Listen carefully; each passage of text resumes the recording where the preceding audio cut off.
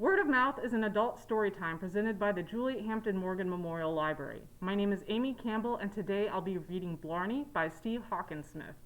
If you enjoyed today's program, we meet every second Sunday in the Montgomery Room at 2:30 p.m. This program is being recorded live and will be posted at a later date for you to enjoy again on our YouTube and Facebook pages. As a reminder, some stories contain adult language and content. It is recommended you review stories before allowing younger audiences to listen.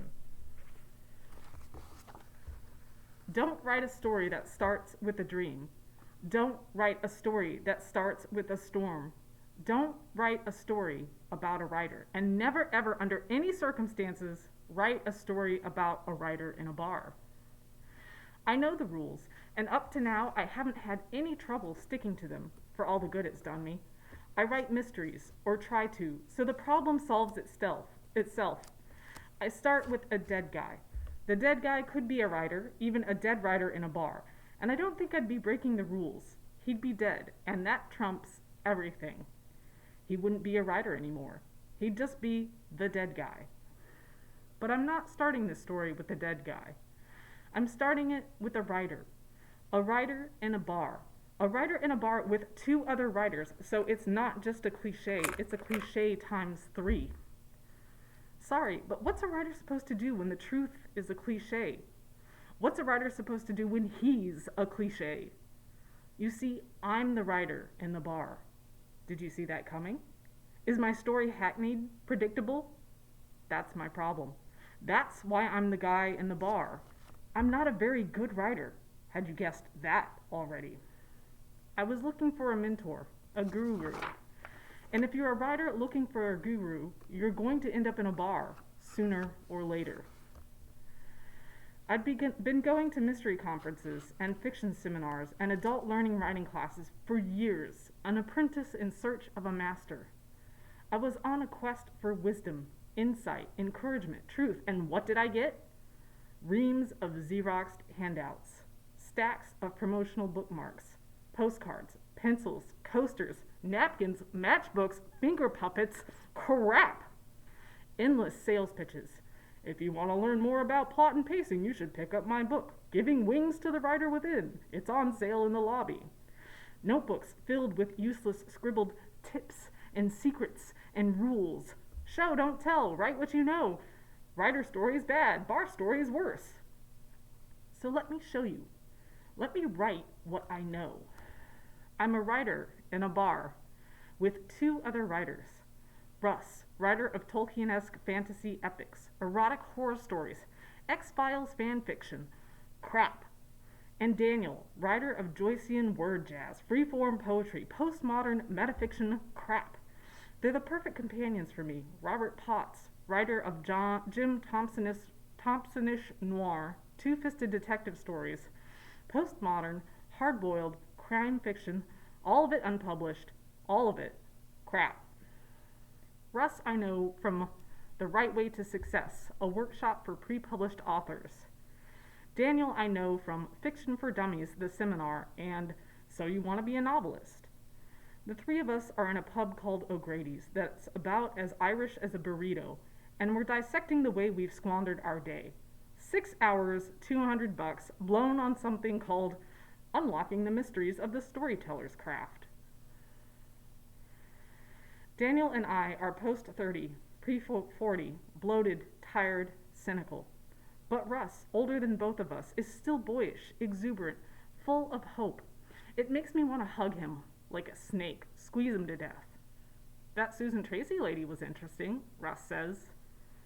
Daniel and I look at each other, become voices in each other's heads. Interesting how?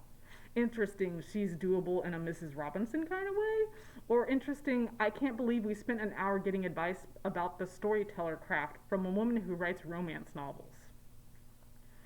All without speaking. Cynics are psychic, but only with each other. Contempt's always on the same wavelength. Remember when I went to the John, when they were having us write our own obituaries? Russ continues, my conversation with Daniel passing through him harmlessly, unnoticed, like radio waves through a marshmallow. I saw Susan in the hallway. Daniel's eyebrow twitches. Susan? They're on a first-name basis now? Screw that, she can stay Mrs. Tracy to me. I smile at a joke never spoken. I went up and talked to her, and she was really nice. Look, she even gave me her business card. Russ reaches into his shirt pocket and pulls out a business card, white with gold fleur-de-lis wrapped around cursive script so ornately curved I can barely read it. Susan Tracy, novelist, a P.O. box in the suburbs, an AOL email address, a website, www.romantrix.com. I don't even have to look at Daniel this time. A card? We've all got cards. Me/writer. So what? If I sent her a story, do you think she'd critique it? Russ asks. Sure, send her one of your zombie sex stories, I suggest. Those are romantic. Yeah, Daniel says, she should know all about zombies. That's her audience, right? Daniel and I chuckle, sounding a little like Beavis and Butthead, and I feel a touch of shame as Russ slips the card back into his pocket and mumbles, my stories are about vampires. I give him a slap on the back, swatting at my own guilt. Oh, come on, man. You don't need advice from someone like her. What the hell does she know anyway? What the hell did any of those clowns know? Daniel adds, helping me get things back on track. Us versus them. I mean, I heard only one guy all day who had any clue at all. Russ smiles, recovering instantly, suddenly all tail-wagging puppy dog enthusiasm again. Jack Beaghan? Daniel nods. He was cool. Yeah, Russ says. I thought so too. Wait, I say. The Irishman? Daniel looks at me, his gaze wary. He knows he's taken a gamble here. He's expressed approval of something, faith in someone. He's saying he liked the guy, and I'm saying, the Irishman? Jack Beaghan, the Irishman. Writer of mid-list Dublin domestic dramas, obscure award-bait slices of Irish life, Jim Sheridan films that will never be shot. Not crap, as far as I know. I don't read writers like Jack Beaghan, and I usually don't listen to them. The star of the day had been Patrick Powers, writer of Imminent Threat, Deadly Force, Morbid Obsession, whatever, adjective, noun, crappity crap. But good crap, well-crafted crap, successful crap. All the other speakers and busy work exercises had just been one long warm-up act for Powers' best-selling Elvis. So, when the Irishman took his turn at the front of the overly refrigerated Hilton Hotel banquet hall in which the suckers du jour had been corralled, I passed the time thinking up a question for Patrick Powers. Not the typical time waster, not, where do you get your ideas, or how do you build suspense, or who's your agent? I was going to set myself apart. I was going to be the guy who stands up and asks the question that displays such discernment, such wit, such dazzling potential, that it wouldn't just squeeze oohs and ahs out of the wannabes, but it would win an appreciative chuckle from Patrick Powers, a wave of the hand when the Q&A was over, come here, talk to me, yeah, you. I wrestled with the question for nearly an hour, slowly bending and twisting it toward perfection, glancing up only whenever the Irishman won a big laugh from his audience. There were more than a few glances. Beaghan was a crowd pleaser. I could tell that much, though I had no idea what was so pleasing. I was always a split second behind the joke saying, what, to Daniel and Russ, who were laughing too hard to hear me. I paid attention to the man just long enough to catch one sample of his wisdom. Storytelling doesn't come from here, Beaghan said, tapping a bony finger against the side of his head. It comes from here. And he gave his lean stomach 3 quick pats. And your advice, I wanted to say, comes straight from here. And I would stand up, drop my pants, and swap my ass. But I didn't. I just went back to crafting the perfect question for Patrick Powers, building it slowly, word by painstaking word, on the back of a handout about how to create prose like the pros. So cut to 3 hours later, and there we are, 3 writers in a faux Irish pub, and Daniel says he liked Jack Beaghan, gives him his official endorsement, and I say, the Irishman. And a voice behind us says, be careful now, lads, speak of the devil, you know. We're sitting 1, 2, 3 at the bar, and we all spin around on our swivel-top stool like kids on the tilt-a-whirl. And there he is, a wiry, weathered, white-haired little man, a pint in his hand, a grin on his face, and a twinkle in his eyes. And I'm not just falling into cliché when I write that. The Irishman's eyes are actually twinkling. I never even knew what that meant, eyes twinkling, until I see Jack Beaghan's eyes up close. They're shimmering with a dancing light that doesn't come from anywhere in the room. "You are here for the fleecing, then," Beaghan says, and the way we laugh fans his wee twinkle into a flashing, crackling blaze. "Well, come have a pint with me, boyos, and I'll make sure you get your money's worth." Does he really say, "Have a pint with me, boyos"? Maybe he says, "Have a drink with me, boys," or "Have a seat with me, gents," or "Ketchup, mustard, applesauce." I don't know. Beaghan's got an accent and a smile and that damn twinkle, and it casts a spell on me. Enchants us all. The three of us slip off our stools and follow him to the booth, grinning and dazed, like sailors who have heard the siren song. Just seconds before, I'd been about to diss Jack Beaghan, write him off as yet another hack kept aloft by nothing more than his own hot air. But meeting him now, all a twinkle for Christ's sake, changes things. He's magic, this guy. He's wearing a dark plaid shirt and worn jeans, but what I see is a green suit and a bowler hat with a shamrock in the band. I'm at the end of the rainbow, only Beaghan's not offering me a pot of gold or a bowl of Lucky Charms. He's offering much, much more. The Irishman raises his beer and says sluncha or slanchair or something like that, obviously a Gaelic toast. And we bellow sluncha and clink glasses and take long, deep, manly Irish pub drinks. Daniel and I catch each other's eyes over the rims of our beer glasses, exchanging a look that says, "Can you believe this, man? Can you believe it?" I was wrong before. Daniel, Russ, me, we weren't three writers in a bar. We were three writers in a pub. But with the Irishman there with us, I feel the quotation marks evaporating, lifting a weight that I'd only been dimly aware of until it was gone. Now we're four writers in a pub, and to prove it, what are we talking about? "Writing," Beaghan says, "the storyteller's craft. That's what you came to learn about, did you? Well, let me tell you one thing straight off, lads. What you heard today, Blarney, every word of it, and that includes what I said." Does he actually use the word Blarney? Does he really talk like something out of Darby O'Gill and the Little People? Now, I'm not sure. Maybe he says bollocks. Maybe it's bullshit. What matters is I hear Blarney, and we all laugh. "I'm Jack Beaghan, by the way," the Irishman says, stretching his long, gnarled hand across the table toward Russ.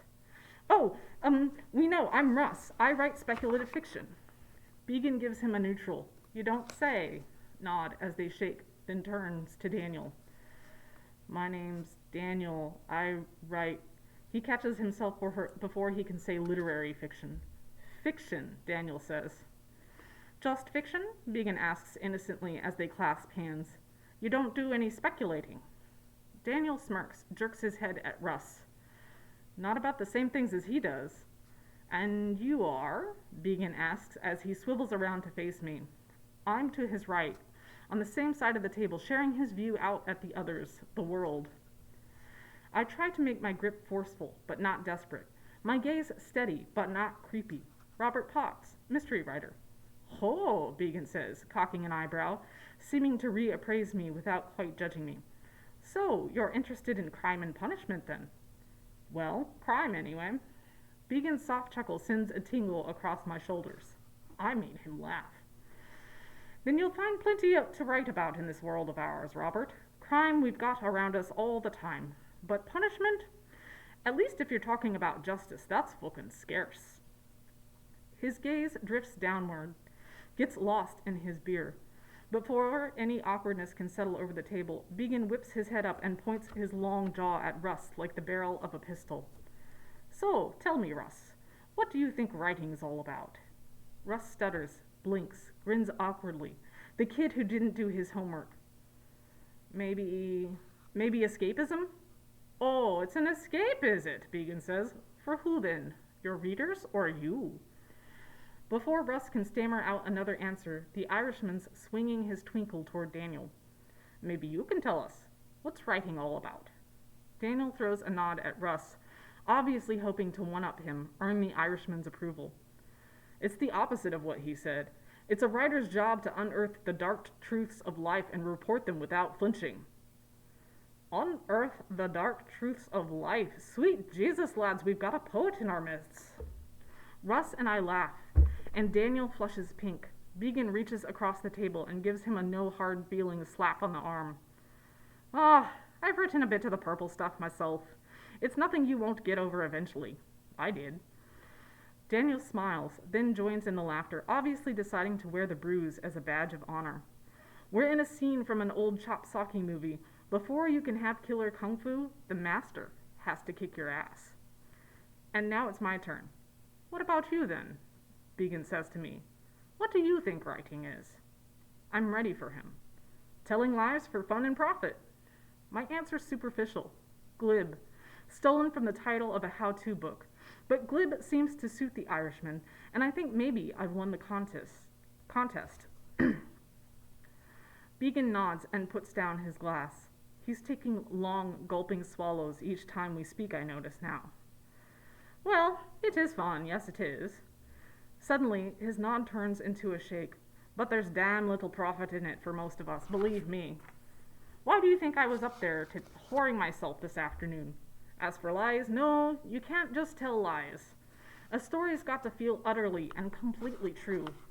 And he tilts his chin down, drops his voice, and honors me with a conspiratorial wink, even if it's shite. Beaghan finishes his beer as we chuckle, throwing his head back to swallow even the last slug trail of foam. No, you can't right wrongs, ho, he says when he's through. And pardon me if that sounds like real Blarney, but I happen to believe it. But you can tell a good lie. You've got to know the truth. He capitalizes the word with a hard rap on the table. His beer glass rattles, and he looks down at it, seemingly surprised to find it there before him, so heartbreakingly empty. Well now, Beaghan says, pursing his moist, rubbery lips, if you kind sirs were to stand me to a drink, I'd tell you what writing means to me, what storytelling means anyway. And what's more, I'd tell you in a story, a true story. I expect Russ or even Daniel to hop up and fetch the man his beer. Expect it even as I'm coming to my feet saying, what do you want? I'll have another touch of the black stuff. Guinness, thanks. When I come back a few minutes later, 2 Guinnesses in my hands, I find 3 writers laughing uproariously. I've missed the joke again, just like at the seminar, but I don't feel left out. Beaghan takes his beer and gives me a sluncha, and we clink glasses, just the 2 of us. He takes a drink, and I take a drink, and I don't put down my glass until he does. When I do, a third of my pint is gone. How old do you think I am? Beaghan says to Russ. Russ stutters, shrugs on the spot again. I don't know, maybe 60? 60, he says. Beaghan shakes his fist at Russ with mock outrage. You heartless bastard, so I look like a withered old man, do I? Well, I'll have you know, boyo, that old Jack Beaghan here isn't a day over 45. He smiles as he lays out this obvious lie, his grin putting even more lines and creases in his already wrinkled face. But Russ and Daniel don't seem to know how to react. Russ's doughy features flutter between amusement and embarrassment, the urge to laugh and the urge to apologize struggling for dominance. Daniel just nods, either playing it safe or genuinely clueless. Even before he's really begun his story, Beaghan's spreading on the shite with a trowel. He's going to show us what storytelling's all about, all right. Show us by whipping up a big pot of Blarney right on the spot. Wow, 45, I say, the only one of us who knows how to play along. Geez, Jack, what the hell happened to you? Beaghan sneaks a peek at me, throws me a sly smile. I'm his accomplice in this now, his second banana, his student. Bangladesh, that's what fucking happened, the Irishman says, suddenly straight-faced, somber. 20 years ago, my mate Dan and me, we set off to have an adventure. Around the world in an 80 plus 10 days. That was the plan. But boyos, we didn't see home again for 2 years. Russ and Daniel are both wide-eyed now, like kids around a campfire hearing The Man with the Golden Arm for the first time. I'm amazed at how easily Beaghan draws them in. He doesn't need my help here. He's got these suckers hooked. But I throw out a little bit of business just to show which side of the table I'm on. You got lost in Bangladesh? No, Beaghan says, bringing just the right hint of irritation to the curt shake of his head. The guy's an Irish Olivier. It was just a matter of crime and punishment, Robert. Not that there was much crime to it, not at first. But it was a hell of a lot of punishment. Drunk and disorderly in Dublin, why, that's a given for a couple of young lads. Hell, it's a fucking rite of passage. But in Bangladesh, have a few too many of these? He lifts his Guinness and gives it a swirl, the dark liquid sloshing to the lip, but not quite spilling over. And they look at you like you're Charlie Bloody Manson. I mean, it's not just illegal to be drunk and disorderly. It's illegal to be a wee bit tipsy. It's illegal to wet your damn whistle. And Dan and me, we got wet. Oh boys, we got soaked. Beaghan's really rolling now. He's not even pausing to drink, so I just settle in and watch him work his magic. Across the table from me, Russ and Daniel stare at the Irishman, slack-jawed, hypnotized, and I have to fight to keep a smirk off my face. Now, Bangladeshi justice, if you want to call it that, is a swift business, conducted in volume without much worry about niggling details like a man's rights. Before you know it, Dan and I are thrown into the deepest, darkest pit of slime, misery, and degradation you could imagine. In fact, I bet you couldn't even imagine it. It was so awful. You've seen Midnight Express, the movie? Well, a Bangladeshi prison makes that look like fucking Bambi. I lose it there for a few seconds, break into a chuckle I have to drown in my beer, but it doesn't throw Beaghan off. He plows on, focusing all his attention on Russ and Daniel now, not letting anything break the spell. So, you want to know why I look a little rough? Well, it's rough surviving a beating each and every day. It's rough fighting off the men who want to steal from you and rape you and wipe their feet on your soul. It's rough having your head jammed into a bucket of your own filth until you think you're going to drown. And it's rough watching your friend go through it all with you. Watch him die inch by inch, day by day, and that's just what happened to me and Dan boyos. We were both dying in that hellhole, and we knew it. Finally, Beaghan stops here for a long pull on his beer. He's picked just the right spot for a pause, a cliffhanger. Daniel glances at me, a look of awe on his face. Can you believe this shit? He's saying. But I can't return the look. Instead, I fight more giggles, and our psychic link is shattered. Daniel's expression changes, darkens. He still doesn't see the joke, can't smell the Blarney. If he did, he'd be giggling too. Two things saved us, Beaghan starts up again. First, half the miserable sods in there with us spoke English. And second, I knew how to tell a good story. Now, you've got to know your audience, and I knew these sons of bitches pretty damn well. So, I could give them just what they wanted to hear. Stories about brutal, heartless, evil bastards doing brutal, heartless, evil things. And my stories all starred the same two bastards. I couldn't resist. George Bush and Dick Cheney, I say?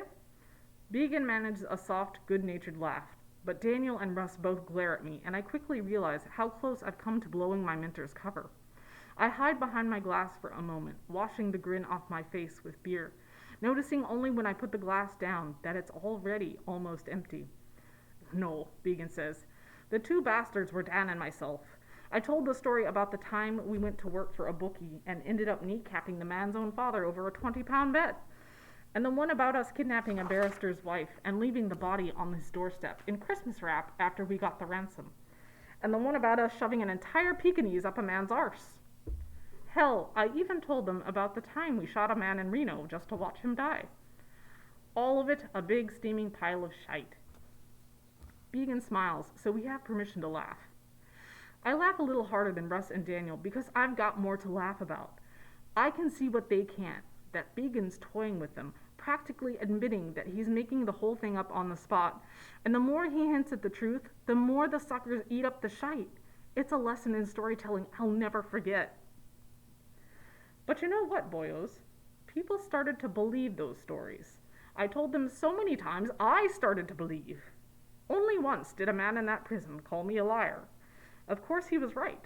Yet still, it made me so furious, filled me with such rage that anyone would dare doubt my word, doubt that I was the cold-blooded killer I'd made myself out to be. I brought one of those stories to life right then and there. The pub we're in serves food. Fish and chips, bangers and mash, all that brick-in-your-stomach British crap.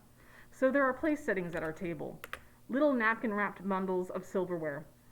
Beaghan casually unravels the one in front of him and slides out something long and gleaming. You can kill a man with a fork, you know. And he turns to me and moves his hand up fast, and I feel the cold metal tines tickle the flesh beneath my chin, sending a jolt through me that stiffens my spine. You just have to get him right here, where a man's soft, and drive straight up. Do that hard enough. The fork digs a little into my saggy flesh, and you'll have yourself a brain kebab. And then the fork's back on the table in front of Beaghan, and the Irishman's grinning at me. And when the surprise and fear melt away, I actually feel honored. Whether I'm the magician's assistant or his prop, it doesn't matter. He's made me part of the act. We were in the cafeteria when I did that, Beaghan says, turning back to our audience. There were men all around me, but not a one ratted me out, because they knew then for sure that those stories about me were true. And what's more, I knew they were true. And after that, no one so much as said boo to me or Dan. That's the power of storytelling, my friends. The Irishman eases back, rests against the wood behind him. The tension around the table releases, deflates like a balloon, and it's clear where we're headed next, the epilogue. Well, we made it back to Dublin eventually, Dan and me. We're still mates. But we're different men now, because stories have the power to change you lads, both in the hearing and in the telling. There are times when I think back on those stories I told, and they seem as real to me as actual memories. And Dan, he lives completely in that world now. He went and became a real criminal. This is a man who was in art school when we started our trip, for fuck's sake. He's been in prison again, in Ireland, in England, 3-4 more times, and every so often I'll meet a hard-looking man, a man with that scared, angry way about him, and I'll know where he's been before he even asks me what he wants to ask. Tell me, Jack, he'll say, that story about you and Dan Kelly and a Pekingese, is that true? And I'll feel that old fire kindle up in me again, feel that other Jack Beaghan, the one I created through my stories, trying to burn his way back into the world. And I'll look the dumb bastard doing the asking dead in the eye. And do you know what I'll say to him? Beaghan leans forward, his hands gripping the edge of the table, not far from his knife and fork. Every fucking word. His gaze bores into the man across from him. Pour pop-eyed Russ like a drill into butter. So here's the lesson, Beaghan says softly. Storytelling doesn't come from your head, or your heart, or even your gut.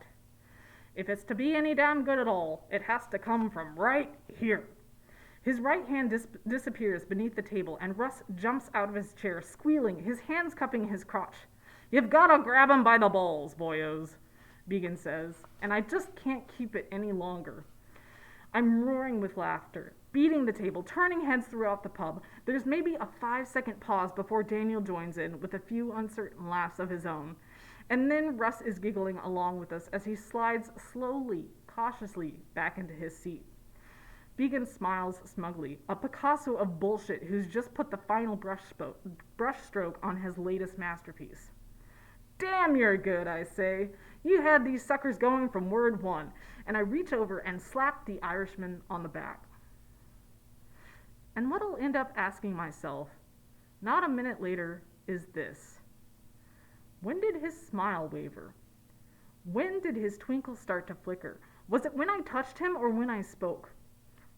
I think you'd best buy me another drink, Richard, Beaghan says. No problem, man, I replied cheerfully. You earned it. I'm out of my chair and almost to the bar before it hits me. Did he just call me Richard? It stops me dead, and I stand there for a moment, rewinding and replaying the soundbite in my head. I think you'd best buy me another drink, Robert. No, best buy me another drink, Richard. Yes, another drink, Richard. Richard!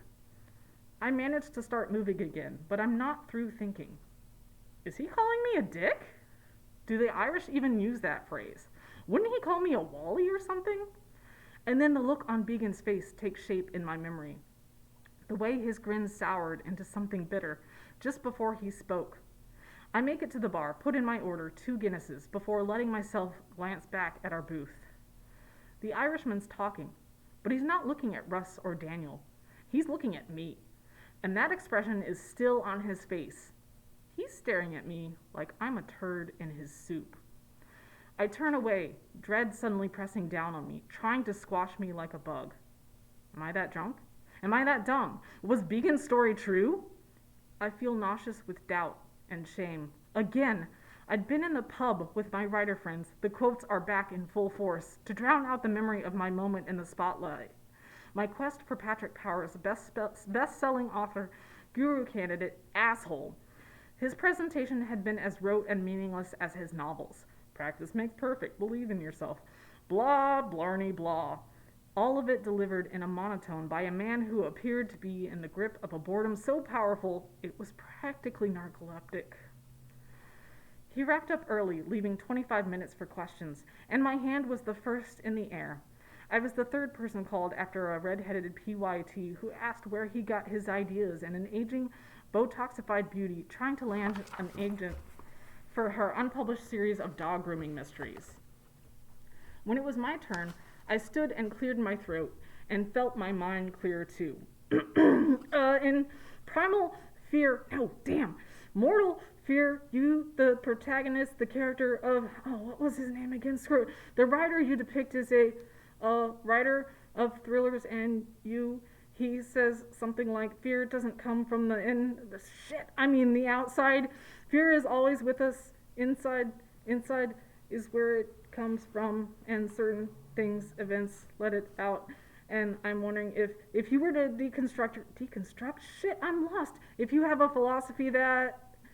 I finally gave up, reaching down for the paper on the table in front of me, thinking I'd just read the damn question.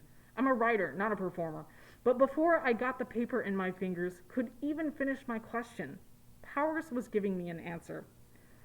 Okay, I think I see where you're going with this, he said, squinting at me as if I were something he couldn't quite pull into focus. A distant cloud, a fuzzy picture, a mirage. Then he looked away, addressing his answer to everyone but me. Actually, that quote comes up all the time. Don't take it too seriously, folks. It's BS. 100 soft chuckles rose and fell in unison, sounding like a gentle wave rolling up a beach before retreating back into the sea. Powers called on someone else, a dowdy grandma who launched into a harangue about nasty words in modern books, and I sank back into my seat. When the seminar was finally over, not long afterward, I left my perfect question behind in 1,000 pieces, confetti sprinkled around my chair. I needed a drink, some alcohol to send me home with the buzz Patrick Powers and the rest of the day's charlatans hadn't provided. And then along came Jack Beaghan, and I got that buzz, until it curled up inside me and died. Had I just laughed and wisecracked my way through the most horrific memory of a man's life? Had Beaghan been teaching me or merely tolerating me? And what about the fork at my throat?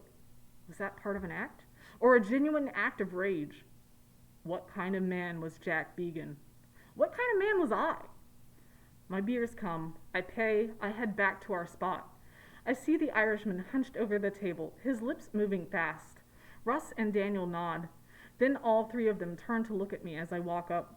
Their faces are blank, unreadable, even Beaghan's now. I hand the Irishman his Guinness. Thank you, Richard, he says as I sit down. No one corrects him. Not Russ, not Daniel, certainly not me. If he thinks I'm a dick, I'm a dick. I'm not going to contradict him. I'm just going to finish my beer and get the hell out of there. Beaghan raises his glass toward me. Sluncha. I clink his pint glass with mine. Sluncha, I say, unable to fake cheerful, ignorant bliss. Beaghan eyes me as he gulps his beer, his twinkle brighter than ever, hotter. When he puts his glass down, he keeps his hand resting on the table, and his pinky stretches out, comes down on the fork, idly slides the metal back and forth over the smooth, lacquered wood.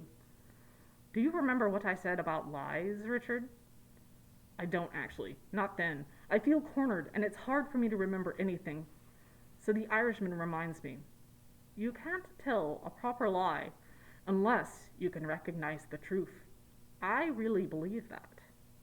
He pushes down harder on the fork, 2 fingers on it now, and I can see the red of blood around his nails, the flesh over the joints going white from the pressure.